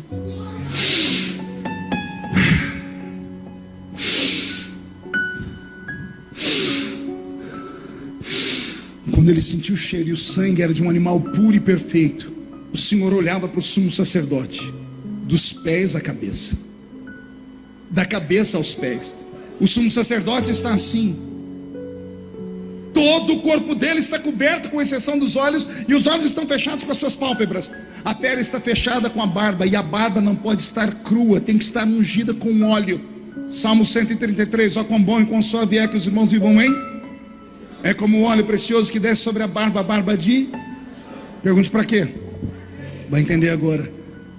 Um homem que untava a sua barba por mais de 15 anos, a barba ficava grossa. E tudo isso tem um sentido. Quando ele se inclinava, a barba estava grossa, a mão estava fechada com sangue, o corpo coberto e cheio de pedras. Deus está sentado nas asas dos querubins. Deus olhava de cima a baixo e via que ele estava perfeito. Enquanto Deus olha a perfeição do homem, ele dá um grito e diz: avise ao povo que haverá paz, prosperidade e saúde para o ano de 2018. Do jeito que Deus descia, ele subia. Agora respire fundo. Por que tanta pedra? Por que tanto ouro? Por que a mão está fechada? Por que a barba está ungida? Porque quando Deus entrava lá dentro, ele descia com a sua glória. Em Hebreus 12 diz que Deus é um fogo devorador. Deuteronômio 4 diz que Deus é um fogo devorador. Quando Deus descia, a glória dele invadiu o sumo sacerdote. O corpo do sumo sacerdote sentiu o calor da glória dele. Ele não podia olhar, mas ele sentiu o calor da glória dele. Olha que coisa bela. Como ele tinha muita peça de pedra e ouro, a glória que batia voltava. Eu amo falar para crente inteligente. A glória que batia no sacerdote não ficava nele, voltava. Se a glória bater e ficar no sacerdote, o sacerdote vai dizer assim para todo mundo: eu estou acima da média, viu? Deus não dá a sua glória para ninguém. Deus deixa você senti-la, mas do jeito que ele manda, diz: me devolve porque é minha. A glória batia no peito e voltava, batia na cabeça e voltava, batia nas pés e voltava. Tudo que Deus mandava retornava para ele. Vou te ensinar, porque o sumo sacerdote ficava só 5 anos com o ministério. Lembra que eu disse que eu ia ensinar? Porque eram só 5 anos. Quem aqui conhece alguém que trabalha em hospital, em departamento de radiografia? Conhece alguém? Pergunte a essas pessoas como funciona a aposentadoria delas. São proibidas de trabalhar por muito tempo, porque a radioatividade vai fragmentando os ossos. Pense numa radioatividade 100 vezes mais potente. É a glória de Deus. Aquela glória que batia nas pedras, as pedras ainda refletiam, mas e quando batia no pano? Ele ia entrando no corpo do sumo sacerdote. Lembra de Uzá, que morreu quando tocou na arca? Ele morreu porque a arca, quando o boi tropeçou, a tampa abriu. A glória que saiu pegou no corpo dele e fragmentou ele, matou ele. Então aquelas roupas todas pesadas eram para proteger o sumo sacerdote de não morrer ali dentro diante da presença do Senhor. Então a glória que batia voltava, mas nem toda a glória voltava. Umas entravam no corpo dele e os ossos iam fragmentando. E por isso, aos 50 anos, o sumo sacerdote se aposentava. Ele ia na presença de Deus 5 vezes apenas, mas valia a pena. Arriscava a vida, mas valia a pena. Agora vem o segredo da corda. Pergunte: e a corda, pastor? Eu só fui entender esse negócio dessa corda o dia que eu estava em Israel. Fiz uma cruzada lá em Jerusalém. O ano que vem vou fazer outra. Vamos embora comigo? Tem coragem de ir comigo? Nós fomos lá para o Muro das Lamentações agradecer a Deus, meu apóstolo. E eu levei comigo naquele dia o Cid Moreira. Quem lembra do Cid Moreira? Mr. M. O Cid foi comigo. Eu falei: Cid, vamos aqui no Muro das Lamentações. Nós dois quase apanhamos, porque nós chegamos sem um quipá e não podia entrar lá sem o quipá. Aí arrumaram um quipá de papel pra gente, a gente colocou na cabeça. Eu falei: Cid, aqui é cada um por si. Eu sou brasileiro e não desisto nunca. Eu vim para falar naquele muro ali. Só que tem gente do mundo inteiro. Então para chegar na frente daquele muro foi um Deus nos acuda. Eu empurrei, me empurraram, pisaram em mim, eu pisei nos outros. Foi uma loucura. Mas quando eu cheguei na frente do muro, eu quase tive um êxtase. Eu olhei e falei: meu Deus, eu estou na frente do muro. Eu toquei o muro. Aí tirei do bolso um pedido de oração, né? Que se esticasse ia daqui até a esquina. Porque todo amigo da gente, quando sabe que você vai para Israel, ele pede: oh, põe meu nome lá no muro. Tinha até o nome do cachorrinho da minha vizinha, estava lá. E aí quando eu fui procurar um lugar para colocar, não tinha. Porque gente do mundo inteiro entra naqueles buraquinhos aí e coloca os seus papéis. E não tinha um lugarzinho para colocar o meu. E eu cometi um pecado. Ainda bem que tem 2 apóstolos que vão orar para Jesus me perdoar. Eu falei, eu não vou voltar com esse pedido de oração, Jesus. Eu cortei o mundo. Aí eu olhei naqueles buraquinhos dos pedidos de oração e eu vi um pedido que estava bem amarelinho. Eu falei, esse aqui o Senhor já escutou. Encostei com a barriga, enfiei o dedinho lá e fiz tuque. Pisei em cima para ninguém ver e coloquei meu pedido de oração lá. A igreja me perdoa por isso? Aleluia. Agora que eu coloquei o pedido de oração também, eu falei, agora eu estou no céu. Levantei minhas duas mãos e fui orar. Você já viu um assembleiano seminarista orar ou não? Parece que ele engoliu um dicionário. Eu comecei, soberano, eterno, imarcessível, Rei dos reis, Senhor dos senhores, Pai da eternidade, Príncipe da paz, Deus do Gênesis, do Êxodo, do Números, do Deuteronômio, dos Joás, Reis, Escudo, Samuel, Reis, Crônicas, Esdemias, Esther, Jó, Salmos, Provérbios, Eclesiastes, Cantares, Isaías, Jeremias, Lamentações, Ezequiel, Daniel, João, Amós, eu senti que eu atravessei o átrio. Quando eu estava entrando no lugar santo, o inimigo operou. Eu estava com as duas mãos assim. Eu tomei uma pancada nessa mão, que a mão enformigou na hora. Eu quase emendei um palavrão na oração. Eu puxei a minha mão de uma vez e falei, ai! E olhei para ficar bravo, porque todo baixinho é invocado. Mas quando eu olhei, eu dei no meio do umbigo do homem. Eu nunca vi um homem tão grande na vida. Eu ia subindo e o homem não parava de crescer. Um judeu ortodoxo, usando aquelas roupas pretas, com aquele chapéu e aquele cabelinho aqui do lado.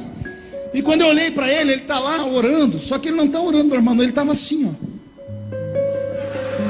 E ele deu um murro na minha mão. Eu falei, que coisa louca. Ó, eu, pentecostal, chamando os outros de louco. Cheguei para cá, continuei a minha oração. Acertaram essa mão, essa foi com menos dor. Mas eu olhei do lado, tinha um outro ortodoxo aqui, e o daqui fazia assim, ó. Eu falei, o que está acontecendo aqui? Eu falei, deixa eu terminar essa oração logo, esse negócio pega na gente.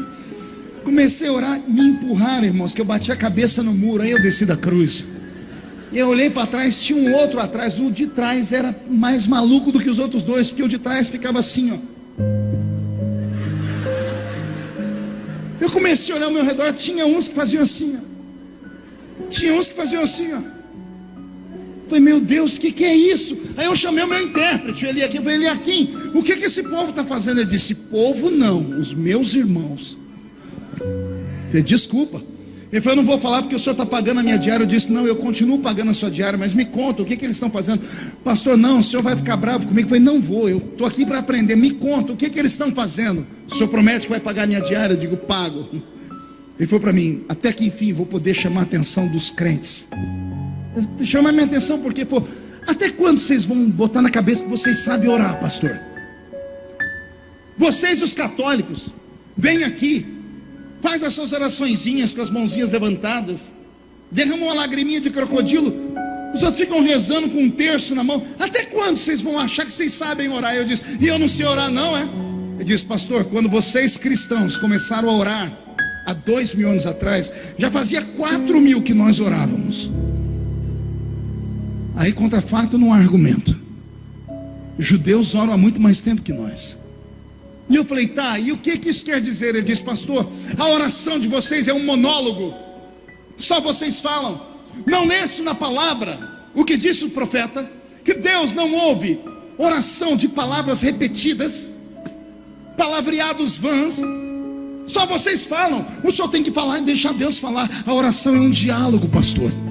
O senhor fala e espera Deus falar. Olha o meu irmão lá, ele está sorrindo agora porque Deus está falando com ele também. Eu disse, por que ele está se mexendo? Ele disse, pastor, não é só a alma e o espírito que ora, pastor, o corpo ora também. Mas como assim? Ele disse, pastor, cada célula do senhor tem que falar com Deus na sua oração. Ele apontou para aquele que estava assim, disse, está vendo ele orando? Ele está dizendo assim, ó, eu te amo, mas meu braço te ama também. O meu quadril te busca, as minhas pernas te glorificam, as minhas mãos te exaltam. Eu comecei a chorar porque eu nunca tinha tido um ensinamento tão belo.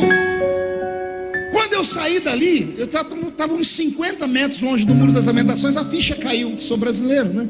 Quando a ficha caiu, eu dei um grito que o Cid Moreira quase morreu. O Cid tem quase 500 anos, né?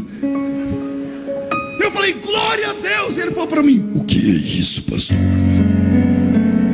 Eu falei, Cid, entendi. Ele falou: o senhor entendeu o quê? Eu entendi que quando eu era menino lá na Vila Tatu, no salãozinho da Rua 1, sem entender nada, sem conhecer Bíblia, novo crente, todas as pessoas que falavam alguma coisa naquele púlpito me arrepiavam o corpo. Do nada eu estava chorando. Tinha dias que quando eu vi, eu estava em pé sozinho, com as mãos para cima. Quando eu abri o olho e vi que estava todo mundo sentado, me dava uma vergonha, eu ia e sentava. Quantos congressos eu não participei, que estava sentado com a mocidade, e de repente quando eu vi, eu estava saltando no meio do povo, indo lá na frente. Quando eu vi, eu estava sozinho. Aí me chamavam de louco, desequilibrado, fanático, beato, dizendo que eu queria me aparecer. Eu disse para ele: hoje eu entendi, Cid, eu não grito porque quero, eu não salto porque eu quero. Tem alguém dentro de mim. Vós sois templo do Espírito Santo. O Espírito Santo não se incomoda de você falar glória ao Espírito Santo, mas ele te incomoda para falar: dá glória a Deus, dá glória a Deus, dá glória a Deus.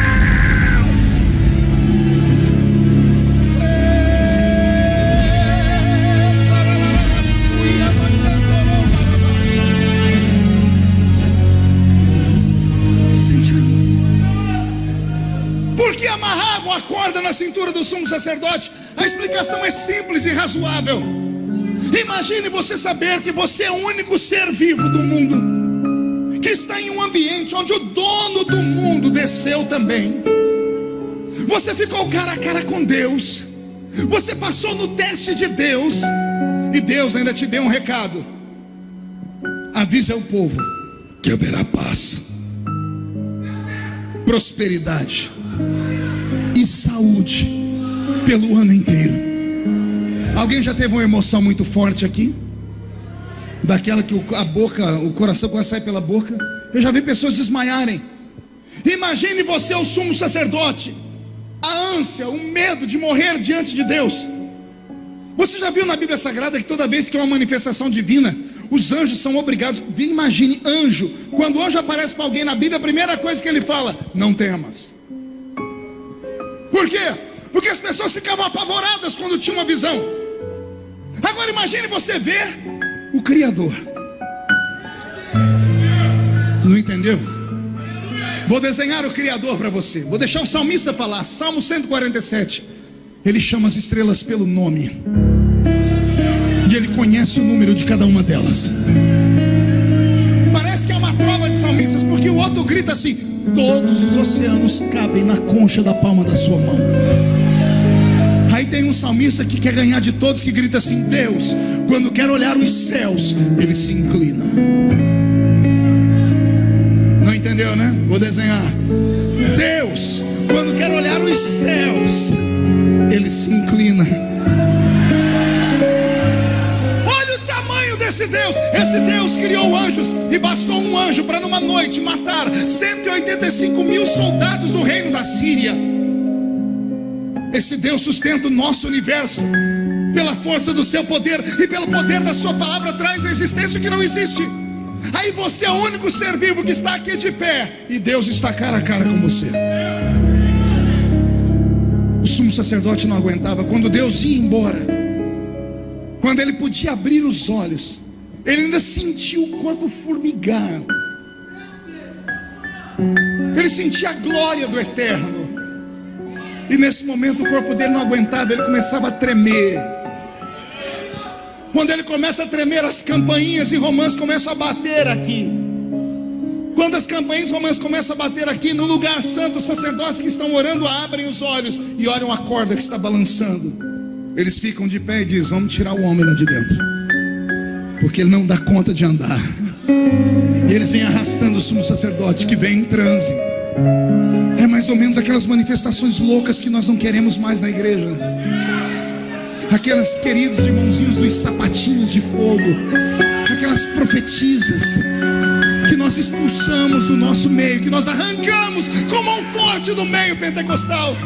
Nós matamos os seus ministérios, porque não temos habilidade de compreender o mundo espiritual. Deus deu ao ser humano normal 5 sentidos. Deus deu a toda a raça humana 5 sentidos: visão, olfato, audição, tato e paladar. O que fazem esses 5 sentidos na vida do homem? Faz o mundo físico ser real para ele.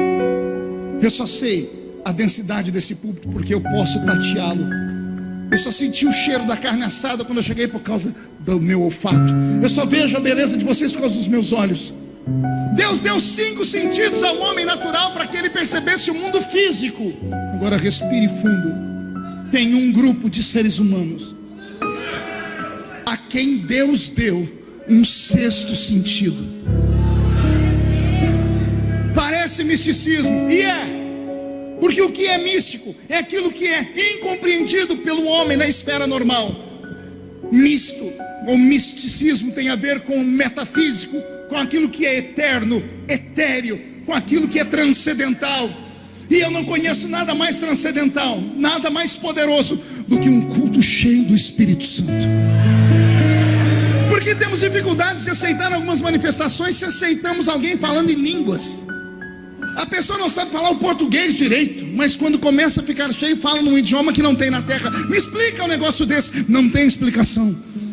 O Senhor Deus quer de volta os seus sacerdotes, mas Ele quer que você vá além. Ele quer que você vá no Santo dos Santos, porque no Santo dos Santos você vai voltar a sentir as coisas que você nunca sentiu ainda. Alguém acredita nessas coisas de louco aqui? Então não dá um grito agora não, dá um berro de glória a Deus.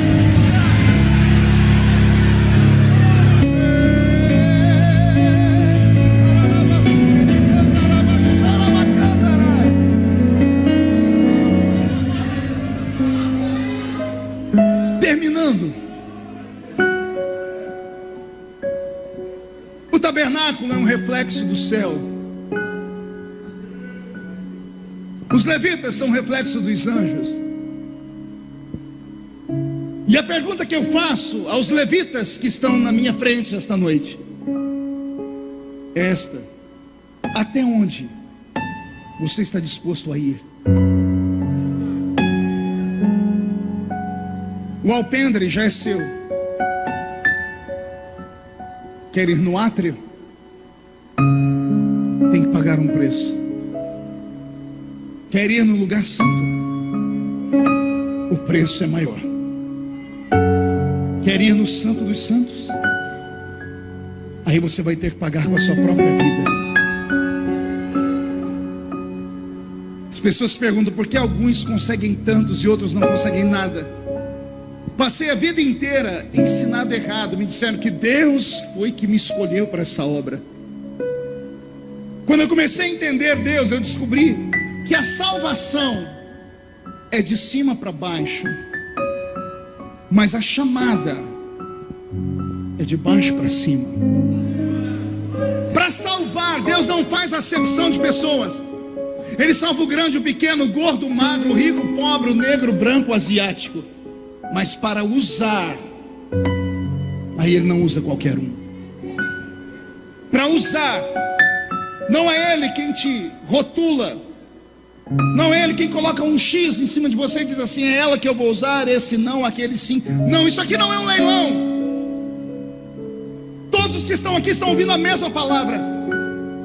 Todos que estão aqui são batizados nas águas, batizados com o Espírito Santo, leram a Bíblia comigo. Agora dê uma olhadinha ao seu redor, porque tem gente chorando do seu lado, porque tem uns falando em línguas, e porque tem alguns abrindo a boca de sono. Se eu estou pregando a mesma palavra, você está entendendo o que eu estou pregando? Aqui tem aqueles que se acostumaram com o alpendre. Não, eu sou crente, está bom demais, eu já estou na igreja, está muito bom, não quero mais nada do que isso. Crente domingueiro, quero ir para o culto uma vez por mês, dou meu dízimo, amém. Deus te respeita, parabéns. Mas tem uns aqui que não são normais. Tem uns loucos aqui. Tem uns atrevidos. E esses atrevidos, Deus conta com eles. Só que os atrevidos são incompreendidos. Eu imagino que os pastores ortodoxos dessa cidade falam quando vem o meu apóstolo com essa barba. A minha já pega no pé. E a minha é fiotinho da sua. Pessoas religiosas Elas não conseguem captar o que Deus tem. Elas não conseguem compreender as coisas que Deus faz, porque elas pensam que Deus trabalha com formas. E Deus não trabalha com formas, Deus trabalha com formas. Entendeu? Deus não tem só um jeito de te usar, Deus tem 1 milhão de maneiras de te usar. Deus não se revela a uma pessoa só por causa de uma coisa. Não existe uma fórmula matemática. É cada um, cada um. O que eu faço, pastor? Chame a atenção de Deus. Deseje, busque, clame, pague o preço. Deixe de chamar de maluco, de desequilibrado. Não é um culto de avivamento, não é um culto de vitória. O que é avivamento? É trazer a vida àqueles que estão mortos. Chega de cultuar a Deus em coma. Crentes em coma não são paralíticos, mas não caminham. Não tiveram um derrame, mas os braços não funcionam.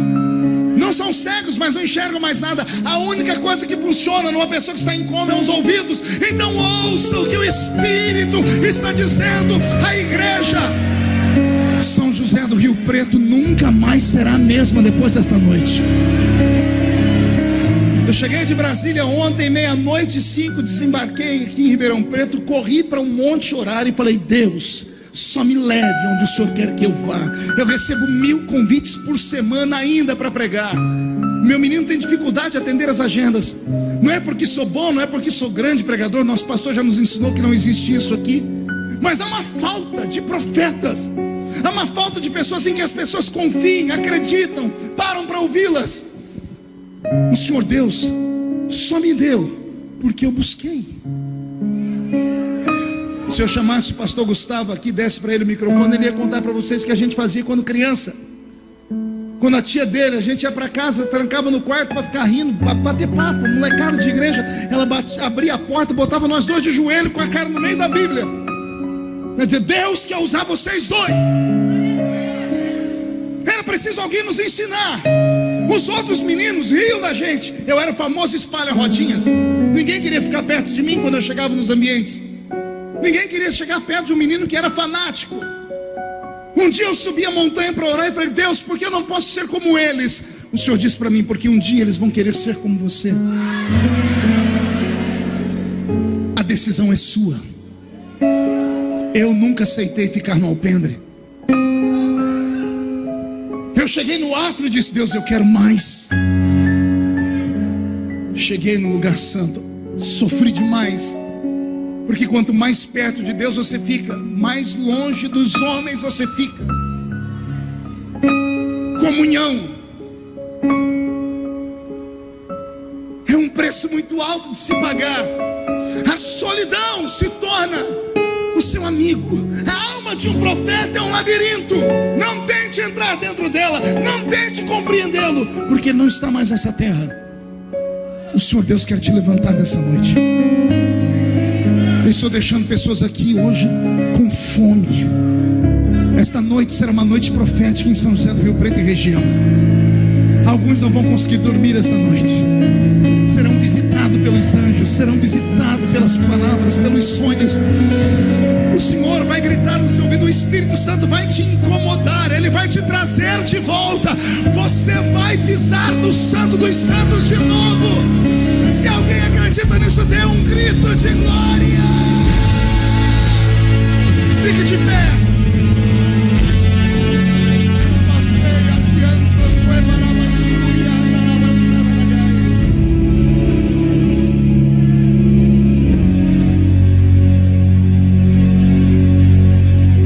Uma vez por ano eu prego numa ilha nos Estados Unidos chamada Ilha de Martha's Vineyard, a ilha de John Wesley. Faço questão de pregar lá. E faço questão de tirar alguns minutos para ir até o tabernáculo de Wesley. Sento naqueles bancos, às vezes debaixo de neve, ao ar livre, e o meu corpo treme, não de frio, mas de saber que naquele ambiente pisou um dos homens mais consagrados do mundo. Quando você vai ao museu de Wesley, você se apavora Porque quando ouvimos falar John Wesley, pai do avivamento da Nova Inglaterra, pensamos num gigante, 1,5 metros, calçava 33 em números do Brasil. A mão dele era o tamanho de uma mão de uma criança. E a rainha da Inglaterra escreveu sobre ele: eu tenho mais medo dos joelhos de Wesley do que o exército da França armado. No lombo de um cavalo, por 300 quilômetros debaixo da neve, ele arregimentou 10 mil americanos para ir para aquela ilha. Passaram 3 meses em jejum e oração para Deus mudar os Estados Unidos da América. Como é que você acha que é a maior potência do mundo? Tem uma casinha na ilha, que é a casa onde ele ficava. Tem a cama de Wesley, e do lado onde ele dormia tem 2 buracos no chão de madeira, feitos pelo joelho dele. É afundado a madeira, você põe o dedo lá. E as pessoas dizem: aqui ele orava. Há 80 anos atrás, um grupo de crianças foi levado nesta casa.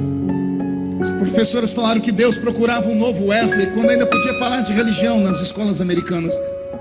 Na hora do recreio, um menino sumiu. Na hora de ir embora, as monitoras procuraram o menino em toda a ilha. Aí uma professora lembrou da casa de Wesley, voltou na casa, foi no basement, no sótão. Quando ela chegou no quarto onde Wesley dormia, ela abriu a porta, não viu ninguém. Quando ela foi fechar a porta, ela ouviu um gemido. Ela abriu a porta e seguiu o barulho do gemido. Atrás da cama tinha um menininho de 7 anos, com um joelhinho no lugar onde Wesley orava. A professora disse que ele chorava. Era um menino loirinho, do olho azul. E ele dizia assim: papai do céu, eu quero ser o novo Wesley. Deus ouviu a oração dele. Eu conheci, é vivo ainda, Billy Graham. Uma atitude, uma oração feita com a alma. John Wesley, quando se candidatou a ser missionário batista, foi rejeitado, porque diziam que ele tinha um temperamento muito colérico, em deferir o pedido dele para ser missionário. Ele chegou na casinha de madeira onde ele morava, ele esmurrava a parede do quarto. Carlos Wesley, um dos maiores compositores de música sacra do mundo, o irmão dele, chegou e escutou a casa tremer. Chegou perto, botou o ouvido na porta, e ele escutava o irmão dele orar assim: ou o Senhor me mata, ou o Senhor me usa. Pensilvânia, algumas décadas atrás, 5 horas da manhã, um culto com uma mulher pregando, Catherine Kuhlman, e um menino gago no meio do povo, que não viu ela pregar, porque naquela manhã a pregadora não pregou, ela só disse: não machuquem o meu amigo, ele é tudo que eu tenho, o Espírito Santo é tudo que eu tenho. O menino gago saiu dali com o corpo eletrizado. Ele chegou na cama onde ele dormia, no 2º andar da beliche. Dormiu, sonhou com o que a pregadora falou. Quando ele acordou de manhã, sentou na cama, ele lembrou do que ela disse. Ele gritou assim, gaguejando: good morning, Holy Spirit. Bom dia, Espírito Santo. Ben Hinn, meu amigo particular, pregamos juntos ao redor do mundo. O que esses homens e mulheres têm que nós não temos? Eu encerro dizendo que na minha geração Deus deu a mim o que deu a poucos: a oportunidade de participar dos maiores avivamentos da minha geração. Eu estive em Londres na unção do leão com o pastor Colin Dye. Eu fui a Bogotá. Eu estive em Pensacola. Eu vi o avivamento de Lakeland. Eu fui à bênção de Toronto. E todas as vezes que eu pego o avião e volto para o Brasil, eu digo: Deus, quando é que vai ter um avivamento aqui? E alguém diz: estamos em avivamento. Mentira! O maior país pentecostal do mundo é o país mais corrupto do mundo. Vou repetir: o país que tem o maior número de cristãos pentecostais do mundo é o país mais corrupto do mundo. É o país onde mais morre gente assassinada. Saiu um censo do IPEA essa semana: 59 mil assassinatos em 2015. Maior do que a guerra da Síria.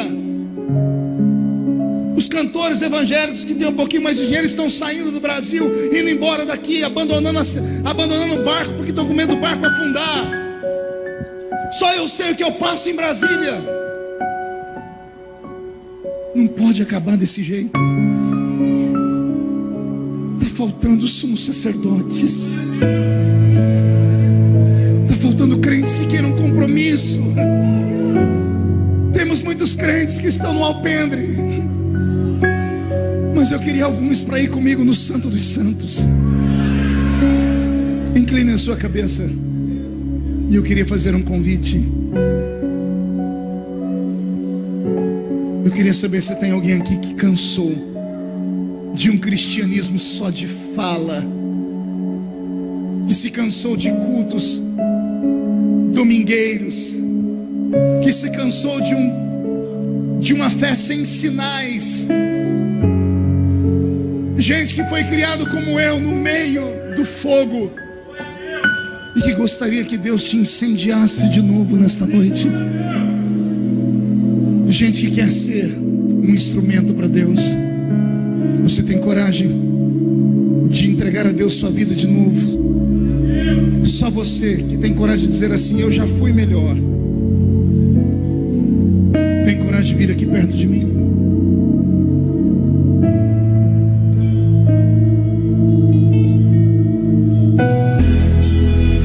Teloim, telomandre, velessuri de candarabás.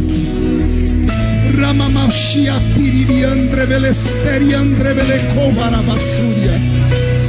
Ramabawashi andre lebecaralabastei andre velecandorobas. Abre as comportas do céu sobre este santuário. Espírito Santo, traz os dons de volta. Derrama a sua glória nesse lugar.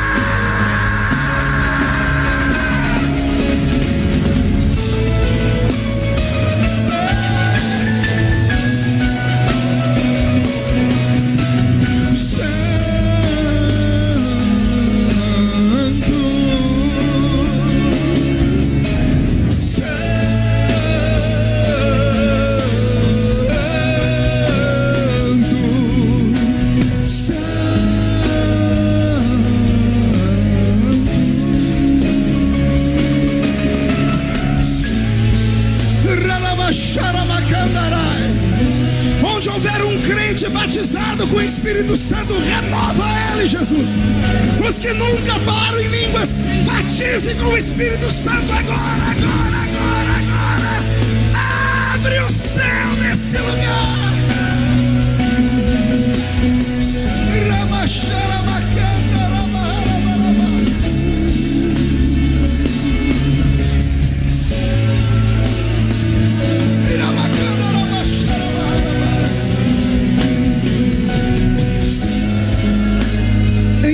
De Jesus, toda a igreja levante a mão direita para o céu.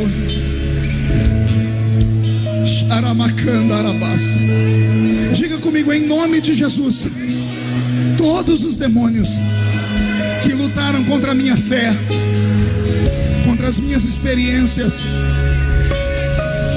eu ordeno, venham para a palma da minha mão. Feche a sua mão agora. Eu vou contar até 3. Você vai jogar no chão e vai pisar em cima. E você vai encontrar 7 pessoas e vai dizer a eles: Jesus vem arrebatar uma igreja avivada. E nós vamos fazer a oração do Espírito Santo. Maranata. Ora vem, Senhor Jesus. 1. Você nunca mais será o mesmo. 1,5. Sua família vai sentir orgulho de você de novo. 2. A sua igreja vai crescer a 100 por 1. 2,5. São José do Rio Preto será chamada de capital do avivamento no interior paulista. 3. Jogue no chão, pise em cima. Abrace 7 pessoas. Abrace 7 pessoas.